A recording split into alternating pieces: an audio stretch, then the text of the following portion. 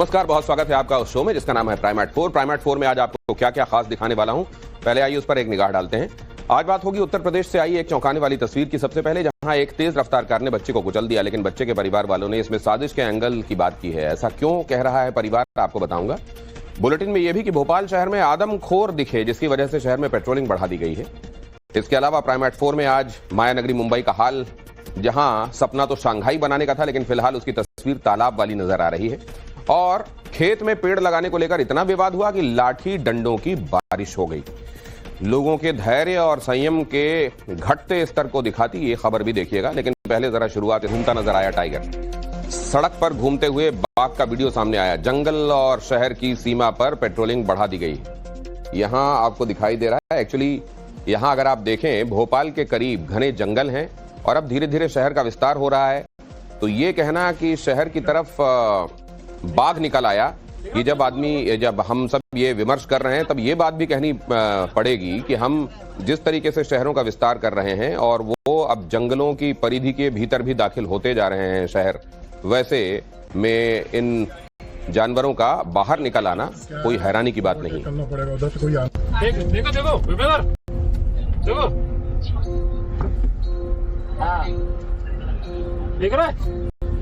देखो रोड पे बिल्कुल सड़क देख रहे हैं, जिसका वीडियो हाल ही में वायरल हुआ था। एक टाइगर का शावक जंगल से निकल करके बाहर आ गया था। अभी फिलहाल फॉरेस्ट डिपार्टमेंट की पेट्रोलिंग लगातार चल रही है। यहाँ पर जो छोटे वाहन है या बाइक या पैदल जो यहाँ से लोग निकलते थे, उनको अभी आने से यहाँ पर मना किया गया है, रोका गया है। इसके अलावा आगे चूंकि एक निजी स्कूल है, थोड़ा सा रहवासी परिसर है, इसीलिए अलर्ट भी जारी किया गया है। पेट्रोलिंग लगातार जारी है। टाइगर के मूवमेंट को लेकर के फॉरेस्ट डिपार्टमेंट पूरी तरह से अलर्ट मोड पर है। ये देखिए, तमाम जो फॉरेस्ट के अधिकारी हैं इस समय पेट्रोलिंग भी कर रहे हैं। और टाइगर चूंकि फॉरेस्ट से बाहर आ गया था, इसीलिए अलर्ट जारी किया गया है। अभी फिलहाल टाइगर अंदर है, खतरे की कोई बात नहीं है, लेकिन फिर भी पेट्रोलिंग लगातार जारी है, क्योंकि बारिश के मौके पर अक्सर देखा गया है कि टाइगर शहरी इलाके में आ जाता है। हालांकि आज तक उसने किसी को नुकसान नहीं पहुंचाया, लेकिन अलर्ट रहना जरूरी है। भोपाल के शहरी इलाकों में कई जगह टाइगर के पैरों के निशान भी देखे गए। फॉरेस्ट रेंजर्स बाघ को ट्रेस करने की हर मुमकिन कोशिश कर रहे हैं। रेंजर्स का मानना है कि टाइगर जंगल की तरफ लौट चुका है। भोपाल के आसपास के जंगलों में टाइगर मूवमेंट होना कोई बड़ी बात नहीं है, लेकिन टाइगर जब शहर के अंदर आ जाता है तो वन विभाग और आम जनता दोनों के ही माथे पर चिंता की लकीरें दिखने लगती हैं। एक बार फिर से टाइगर अपनी टेरिटरी से बाहर निकलकर शहर के अंदर आ गया, जिसके बाद काफी हंगामा खड़ा हुआ। 2 दिन पहले एक वीडियो वायरल हुआ, जो एक निजी स्कूल के बाहर की सड़क है, वहां पर टाइगर मूवमेंट करता हुआ दिखा। इस रोड से आम जनता की आवाजाही लगातार होती है। मैं इस समय उसी जगह पर मौजूद हूं और अब यहाँ पर टाइगर रेस्क्यू की टीम पहुंची हुई है। तमाम जो पुलिस के अधिकारी हैं और तमाम जो फॉरेस्ट डिपार्टमेंट के अधिकारी हैं इस समय आपको यहाँ पर दिखाई देंगे, मॉनिटरिंग करते हुए दिखाई देंगे। ये वही सड़क है, हम लगातार वो तस्वीरें भी आपको दिखा रहे हैं। और यहाँ पर टाइगर के पगमार्क भी मिले हैं। अब टाइगर का क्या मूवमेंट है उसको लेकर के जांच चल रही है। मैं नीचे की तस्वीरें आपको दिखाना चाहूंगा। मैं कैमरामैन यशवंत से कहूंगा कि उसको थोड़ा सा जूम करके दिखाएं, जहां पर टाइगर का मूवमेंट हुआ था। और इसी मूवमेंट की जगह पर टाइम्स नव भारत की टीम पहुंची है। और ये जो 2 पगमार्क आपको नजर आ रहे हैं, पगमार्क नंबर 1 ये है और पगमार्क नंबर 2 इसके थोड़ी सी दूरी पर है। ये दोनों पगमार्क जो हैं वो टाइगर के पगमार्क है। लगातार यहाँ पर मूवमेंट बना हुआ है टाइगर का। और चूंकि आसपास निजी स्कूल है और कुछ रहवासी इलाके भी हैं, इसीलिए लोग यहाँ पर काफी परेशान है। हालांकि फॉरेस्ट डिपार्टमेंट का कहना है कि जो टाइगर है वो इस टेरिटरी से दूर जा चुका है और फॉरेस्ट के अंदर जा चुका है। 3 पगमार्क यहाँ पर कुल आपको नजर आएंगे। और फॉरेस्ट डिपार्टमेंट के जो अधिकारी हैं वो यहाँ पर अब लगातार अपनी पोजीशन लिए हुए हैं और नजर बनाए हुए हैं। और भी हैं अंदर।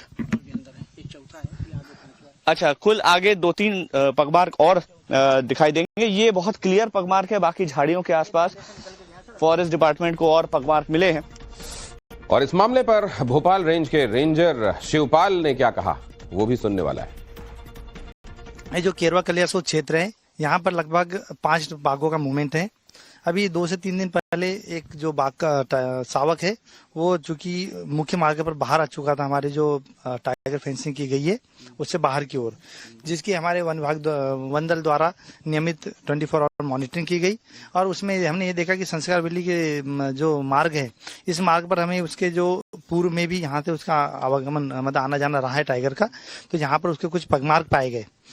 और चूंकि अभी वर्तमान में जहाँ से जो बुलमदर फार्म के पास से जो उसका एग्जिट हुआ था, वहीं से टाइगर अंदर की ओर जा चुका है। सर, अंदर शहर के अंदर यानी कि इस रूट पे कहाँ से वो आया था? क्या कोई कहीं पर फेंसिंग टूटी है या ऐसी कोई जगह है जहाँ से टाइगर का मूवमेंट हो रहा है, या फिर कोई एक ऐसे स्पॉट्स है जहाँ से अमूमन टाइगर कई बार आ सकता है? देखिए क्या है कि अभी विशेष तौर पे बारिश के दिनों में ही टाइगर की लोकेशन बाहर देखी गई है। उसका मुख्य कारण है कि जो टाइगर फेंसिंग जो लगी हुई है उसमें हमने 2 से 2.5 फीट ऊंची पत्थरों की दीवार बनाई हुई है नीचे की ओर। बारिश के कारण कुछ ऐसे स्थान है जहाँ पे पत्थर बह जाते हैं, उन्हीं स्थानों पे कुछ जैसे वाइल्ड बोर है वहाँ पे कुछ फेंसिंग को डैमेज कर देते हैं। उन स्थानों से कई बार टाइगर बाहर निकल जाता है। संख्या के बारे में क्या अंदाजा है ये भी जरा जल्दी से जानिए। भोपाल शहर में चारों तरफ घने जंगल और 3 पहाड़ियां, इनसे घिरा हुआ ये शहर है। भोपाल के करीब जंगल में 25 से ज्यादा बाघों का मूवमेंट नोटिस किया गया है। 5 से ज्यादा तेंदुए भी इन क्षेत्रों में देखे गए हैं। सभी बाघ जो हैं वो रातापानी वन्यजीव अभयारण्य जंगल के बीच भ्रमण करते रहते हैं। 4 से 5 बाघों का ही भोपाल के शहरी इलाकों के जंगल में मूवमेंट नोटिस किया गया है। समर्धा रेंज में भी 5 बाघिन, 3 बाघ, 20 शावकों का मूवमेंट है। वन सीमा में बसाहट की वजह से बाघ अब शहरी इलाकों की तरफ आने लगे हैं। और आगे आपको दिखाऊंगा शामली में लाठी डंडे क्यों चल गए, लेकिन उससे पहले स्त्रियों के बीच में सोलर पैनल लगाए गए हैं। आने वाले दिनों में इसका दायरा बढ़ाने का अनुमान है। बताया जा रहा है कि जल्द ही देश के दूसरे रेलवे स्टेशन, यार्ड और प्लेटफॉर्म पर सोलर पैनल लगाए जाएंगे ताकि रेलवे पर बिजली का बोझ कम हो सके। हमारे संवाददाता आशुतोष ने रिपोर्ट आपके लिए पहुंचाई है। प्रधानमंत्री नरेंद्र मोदी ने सौर ऊर्जा को लेकर जो सपना देखा था वो अब हकीकत की जमीन पर उतरने लगा है। अभी तक आपने सोलर पैनल घरों की छतों पर देखा होगा या फिर खुले मैदानों में देखा होगा, लेकिन पहली मर्तबा ऐसा हो रहा है कि जो सोलर पैनल्स हैं वो रेल की पटरियों के बीच में लगाए जा रहे हैं। और इसकी जो शुरुआत हुई है खुद प्रधानमंत्री नरेंद्र मोदी के संसदीय क्षेत्र वाराणसी से शुरुआत हो रही है। फिलहाल हम बनारस रेलवे इंजन जो कारखाना है उसके प्रीमाइसेस में मौजूद हैं और देखिए यहाँ पर जो रेल की पटरी है, रेल की पटरी नंबर 19 है और यहाँ पर किस तरीके से जो सोलर पैनल हैं वो लगाए गए हैं उसकी जो तस्वीरें हैं वो हम आपको दिखाने की कोशिश कर रहे हैं कि इस पटरी में लगभग 70 मीटर तक कुछ आपको इसी तरीके के जो सोलर पैनल हैं वो लगाए गए हैं। और इनकी जो संख्या बताई गई है कुल 28 सोलर पैनल हैं वो यहाँ पर लगाए गए हैं। और कोशिश ये की जा रही है कि कार्बन डाइऑक्साइड का जो उत्सर्जन होता है उसको बिल्कुल जीरो किया जाए, यानी नेट जीरो कार्बन डाइऑक्साइड जो उत्सर्जन है उसके लक्ष्य की ओर अब धीरे धीरे रेलवे बढ़ता जा रहा है। और भारतीय रेलवे के इतिहास में इसे एक अभिनव प्रयोग के तौर पे भी माना जा रहा है, क्योंकि कभी किसी ने सोचा नहीं था कि जो रेल की पटरियां जहां पर पत्थर हुआ करते थे वहां पर अब इस तरीके के जो सोलर पैनल हैं वो लगाए जाएंगे और बाकायदे सोलर पैनल लगाने के साथ ही यहां से बिजली का भी उत्पादन होगा। तो निश्चित तौर पे प्रधानमंत्री नरेंद्र मोदी की जो सोच थी वो अब एक बड़े कैनवास पर उभर कर सामने आती जा रही है।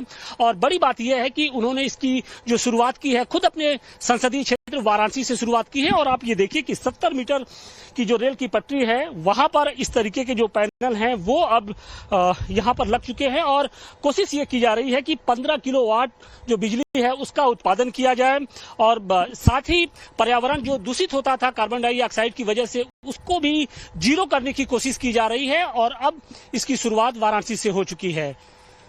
वाराणसी से मनीष दुबे के साथ Ashutosh Singh, times now Navbharat. Railway ने बिजली की बचत और पर्यावरण संरक्षण के इस मिशन के तहत इस प्रोजेक्ट की शुरुआत की है। यहां आप देख रहे हैं ये खूबसूरत सा ग्राफिक्स जो आपको ये जानकारी दे रहा है। बरेका में 70 मीटर तक पटरियों के बीच 28 सोलर पैनल लगाए जाएंगे और ये सोलर पैनल इस तरीके से लगाए जा रहे हैं जिससे ट्रेनों की आवाजाही में कोई समस्या नहीं होगी। पिछले 3 दिनों में रेलवे ने इसके जरिए 400 यूनिट बिजली बनाई है। बताया जा रहा है कि रेलवे को इससे बिजली पर होने वाले खर्च में 50% तक की कमी का अनुमान है। 15 किलोवाट क्षमता क्षमता वाले सभी सोलर पैनल रिमूवेबल हैं, मतलब मेंटेनेंस के वक्त इनको आसानी से हटाया और फिर से लगाया जा सकता है। रेलवे को इससे सालाना प्रति किलोमीटर 3.19 लाख यूनिट बिजली उत्पादन का अनुमान है। ये पहला पायलट प्रोजेक्ट है 70 मीटर का, जिसमें 28 पैनल लगाकर हम 15 केवी पावर, किलोवाट पावर का हम एक यूनिट स्थापित किए हैं, जिससे अगर सूर्य की रोशनी पर्याप्त मिलती है तो हम एक दिन में लगभग 67 से 80 यूनिट बिजली पैदा कर पाते हैं। अगर इसी को आप देखें 1 किलोमीटर पे अगर हम लगाते हैं पैनल, तो हमें लगभग 880 यूनिट पर डे बिजली मिलेगी। तो अगर भारतीय रेल के पास ट्रैक का एक जाल सा बिछा हुआ है, इसमें मेंटेन करना भी बहुत आसान है। आप देखेंगे इसमें पानी से इसकी धुलाई करके सफाई कर सकते हैं। इसका कैलकुलेशन अगर आप देखें कि अगर 67 यूनिट हम 70 मीटर पे कर पा रहे हैं। और अब अगली खबर भी रेलवे से ही जुड़ी हुई, जहां एक तरफ रेलवे ने सोलर एनर्जी के क्षेत्र में एक बड़ा कदम आगे बढ़ाया, तो वहीं दूसरी तरफ रेलवे यात्रियों पर उन्हीं सामान का बोझ और बढ़ाने की तैयारी में है। दरअसल रेलवे ने अब ट्रेन के कोच के हिसाब से वजन ले जाने की सीमा तय कर दी है। नए नियम के मुताबिक यात्रियों को रेलवे स्टेशनों पर इलेक्ट्रॉनिक मशीनों से अपना सामान तौलना होगा। यात्री अब तय सीमा से ऊपर सामान लेकर ट्रेन में सफर नहीं कर पाएंगे। अगर कोई यात्री लिमिट से ज्यादा सामान लेकर यात्रा करता है तो एक्स्ट्रा चार्ज देना होगा। रेलवे के इस नियम से जहां कम सामान के साथ यात्रा करने वाले यात्रियों को सुविधा मिलेगी, वहीं दूसरी तरफ भारी भरकम सामान के साथ यात्रा करने वालों को समस्या भी होगी।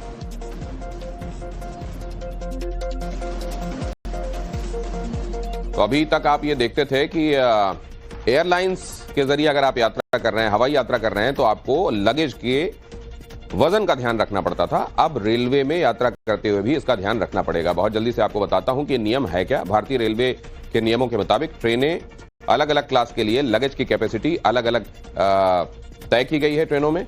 और फर्स्ट क्लास एसी में एक सीट के साथ अधिकतम 70 किलो तक सामान ले जाने की इजाजत है। सेकंड क्लास में अधिकतम 50 किलो तक ही सामान ले जाया जा सकेगा और थर्ड क्लास और स्लीपर क्लास में अधिकतम 40 किलो सामान लेकर ही यात्रा की जा सकती है। इसके अलावा जनरल क्लास के यात्रियों के लिए 35 किलो तक सामान ले जाने की अनुमति है। नियमों के मुताबिक ट्रेन में ज्यादा जगह घेरने वाले बड़े साइज के बैग पर भी जुर्माना लगाया जा सकता है, चाहे उसका वजन कितना भी हो। स्पेस अगर ज्यादा ले रहा है तो फिर वजन की जगह यह देखा जाएगा कि वॉल्यूम कितना कवर कर रहा है। और रेलवे के इस फैसले पर अखिलेश यादव ने बीजेपी के खिलाफ मोर्चा खोल दिया है। अखिलेश ने सोशल मीडिया पर पोस्ट करते हुए कहा, बीजेपी जनता के लिए भारी बोझ बन गई है। रेल में यात्रियों के सामान को तौलने के नाम पर एक भ्रष्टाचार का अध्याय खोला जा रहा है। अखिलेश ने यह भी लिखा कि अगर यह फैसला वापस नहीं हुआ तो जनता बीजेपी की वापसी का टिकट पहले ही काट देगी।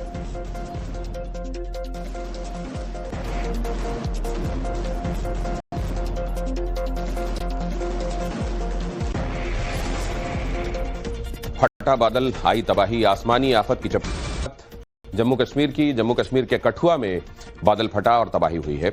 जिन सड़कों से बच्चे स्कूल जाया करते थे, किसान अपनी उपज मंडियों तक पहुंचाते थे, गांव की महिलाएं जरूरत के सामान को लेकर कस्बों तक सफर किया करती थी, आज वही सड़कें मिट गई हैं।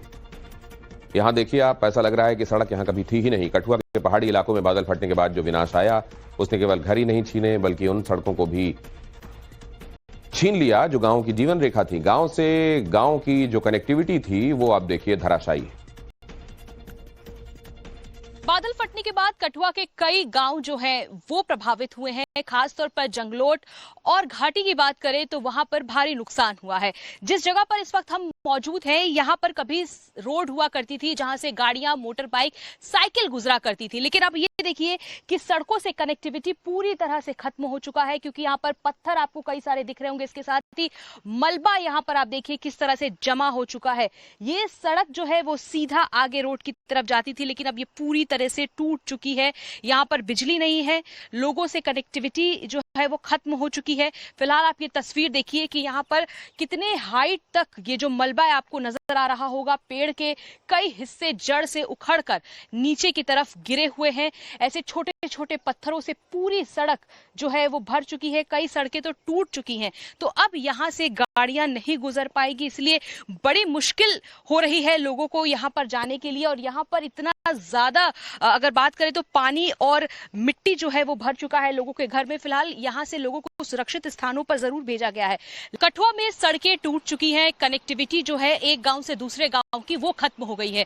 आप ये देखिए कि किस तरह से लोग मशक्कत करके वहां से आते हुए आपको नजर आ रहे होंगे, क्योंकि ये जो सीधा रास्ता है वो व्यक्ति आपको नजर आ रहा होगा किस तरह से वो बाइक लेके खड़ा है, क्योंकि अब ये जो सड़कें हैं ये पूरी तरीके से यहाँ पर क्षतिग्रस्त अवस्था में आपको नजर आ रही होंगी, इसलिए बहुत ही मुश्किलों से लोगों को यहाँ से गुजरना पड़ा है। जेसीबी मशीन अभी यहाँ पर काम करती हुई आपको नजर आ रही होगी, लेकिन आप ये तस्वीर देखिए इस गांव की, यहाँ के हालात कैसे हैं कठुआ के। कितना आपको मुश्किल हुआ अभी आने में? ये सड़क पहले सही थी बिल्कुल? हाँ, अभी कितना दिक्कत हुआ उधर पानी में से? बहुत दिक्कत हो रही है अभी जाने को। स्कूल की गाड़ी नहीं आएगी, अब गाड़ी की आती है तो अभी दिक्कत हो गई हमें। अभी आप लोग को कितना नुकसान हुआ अभी इधर? हाँ जी, बहुत हुआ है, बहुत नुकसान।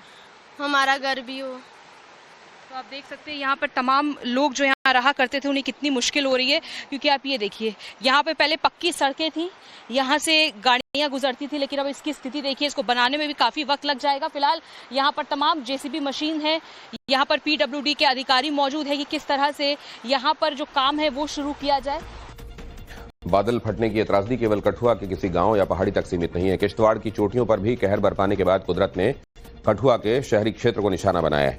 बादल फटने के बाद जो तस्वीरें सामने आ रही हैं वो विस्मयकारी भी हैं और डराने वाली भी। कठुआ शहर से संवाददाता भावना किशोर की ये रिपोर्ट। जम्मू कश्मीर में सबसे पहले किश्तवाड़ में बादल फटता है, उसके बाद कठुआ। बर्बादी का ये आलम है कि लोग अपने घर में हैं और परेशान हैं। पानी घुटने तक भरा हुआ है, घर में ना बिजली है ना खाने के लिए अब कोई व्यवस्था हो पा रही है। ऐसे में हम पहुंचे हुए हैं कठुआ शहर में। ये आईटीआई का इलाका है, मेन सिटी के अंदर आता है और यहाँ के लोग परेशान है। आप देखिए किस कदर यहाँ पर शहरों में पानी जो है वो घुटने तक भर चुका है। महिलाएं, बच्चे सभी परेशान है। सबके घरों में मिट्टी मटमैला पानी भरा हुआ है, क्योंकि जब ऊपर की तरफ घाटी में बादल फटा तो पानी जो है वो सीधे नीचे की तरफ बढ़ा और ये नीचे बढ़ते हुए सिटी के तरफ यानी कि शहरी इलाकों में पहुंच चुका। आप ये देखिए यहाँ पर तमाम सारे लोग जो हैं वो रहते थे और ऐसे में ये जो इलाका है ये शहरी इलाका, लेकिन नुकसान आप देखिए किस तरह से हुआ है। लोगों के घर के सामान पूरी तरीके से खराब हो चुके हैं। लोग बेबस हैं और नाराज है प्रशासन से, क्योंकि 2 दिन का वक्त हो चुका है, मदद के लिए अब तक कोई नहीं आया है। लगातार जो आ भी रहे हैं वो बाहर से मिलकर चले जा रहे हैं, अंदर कोई नहीं आ रहा है। ये नुकसान नहीं देख रहा। आप ये देखिए बेबस और लाचार लोग हैं। आप बता पाएंगे यहाँ पे कब ये घटना हुई, किस तरह से पानी भरा, अभी कितना नुकसान हुआ है आपका? कल सुबह 4:30 बजे हम सोए हुए थे, तभी पड़ोस से भैया उन्होंने फोन किया कि मैडम आप बाहर निकलो, बहुत ज्यादा फ्लड आ गया, पानी आ गया। हम अपनी जान बचाते हुए, मैम पानी नीचे वाला पूरा यहाँ हम ऊपर तक पानी था और उसमें इतना ज्यादा कीचड़ था, बड़ी मुश्किल से हम ऊपर चढ़े हैं छत पे। और वहाँ पे ये पूरे मोहल्ले के लोकेलिटी के जितने भी लोग हैं, कोई सोया हुआ था। सारे सुबह 4:30 बजे के बाद हमें कोई होश नहीं और वहाँ पे हम भूखे प्यासे बारिश में खड़े, से कोई रो रहा है, छोटे छोटे बच्चे लेके, बूढ़े सारे। देखिए मैम कल सुबह की बात है, कल पूरा दिन हो गया, आज भी हो गया, अभी तक देखो ये रोड भी क्लियर नहीं। हमारे घर में सामान, हमारा सारा घर में पूरा खराब पड़ा हुआ है, सड़क कीचड़, कपड़े, हमारे पास कपड़े भी नहीं है। ये सुबह कल से लगा के यही घूम रहे हैं हम लोग और यहाँ से बाहर जाते हुए हमें इतनी परेशानी आ रही है। मेरा नाम अंकुश कुमार है। बेसिकली यहाँ मैं भी एंटरटेनमेंट इंडस्ट्री से जुड़ा हुआ, मेरा यहाँ पे स्टूडियो है। बट प्रॉब्लम जो हुई वो उसने स्टक कर दिया एकदम से। मैं अभी काम ही कर रहा था वहाँ पे, तो 4:30 पौने 5 बजे का टाइम था। गाड़ी मेरी बाहर लगी हुई थी, अचानक से अलार्म किया उसने सेंट्रल लॉकिंग से। बट जैसे मैं बाहर आया स्टूडियो के अंदर तक मेरा इतना पानी भर चुका था कि आई डोंट नो कि कैसे संभाला वो सब चीजें। आप देख सकते हैं कि छोटे छोटे बच्चे हैं, घरों में पानी बहुत ज्यादा भर गया है। फिलहाल इस इलाके की अगर बात करें, कठुआ शहर के लिए अलर्ट जारी किया गया है प्रशासन की तरफ से अगले 56 घंटे के लिए, क्योंकि यहाँ पर बारिश हो भी रही है, आप देख सकते हैं। और अगली खबर उत्तराखंड से है। उत्तरकाशी के अगोड़ा गांव में लैंडस्लाइड हुआ, भूस्खलन की चपेट में 2 मंजिला मकान आ गया, दरार आने के बाद ढह गया पूरा घर। उत्तरकाशी का अगोड़ा गांव में लैंडस्लाइड के बाद इस घर में पहले तो दरार आई और कुछ ही सेकंड में पूरा मकान धराशायी हो गया। गांव वाले बेबस होकर देखते रह गए।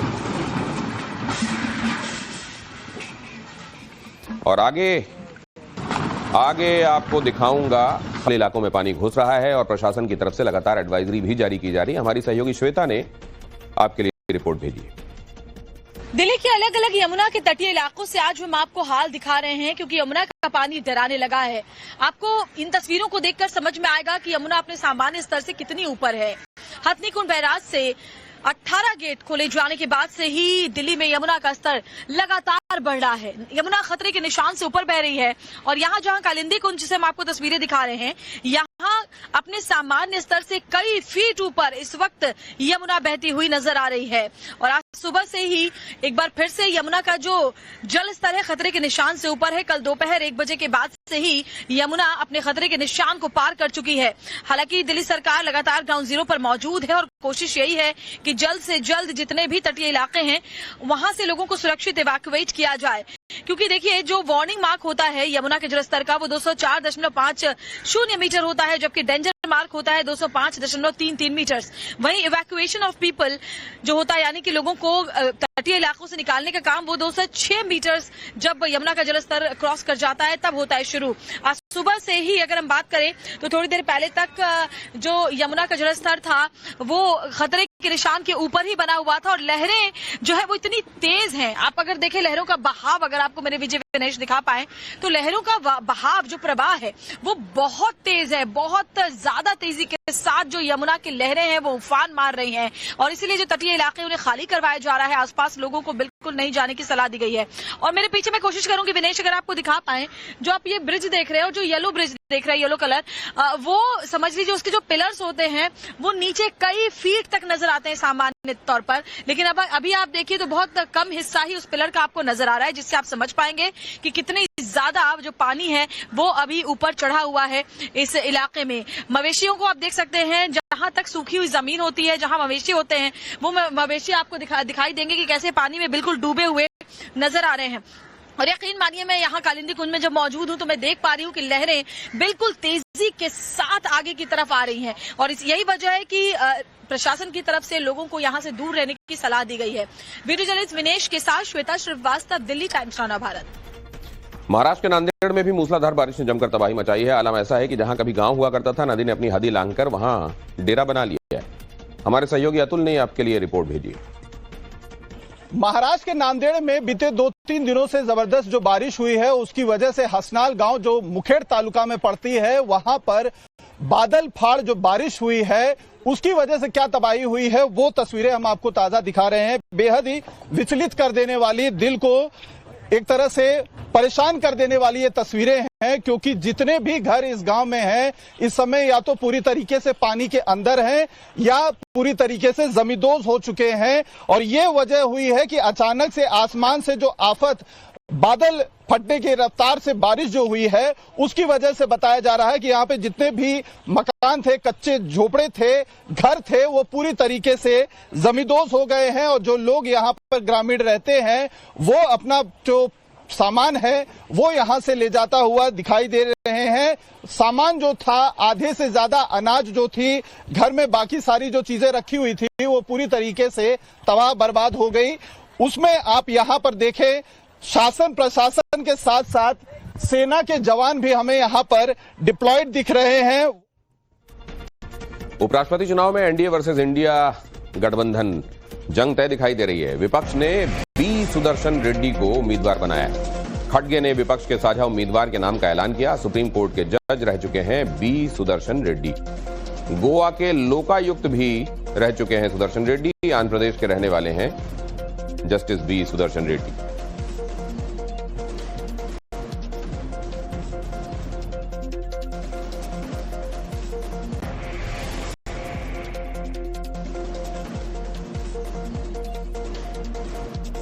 बी सुदर्शन रेड्डी विपक्षी पार्टियों के उपराष्ट्रपति के उम्मीदवार होंगे, इसकी घोषणा हुई है।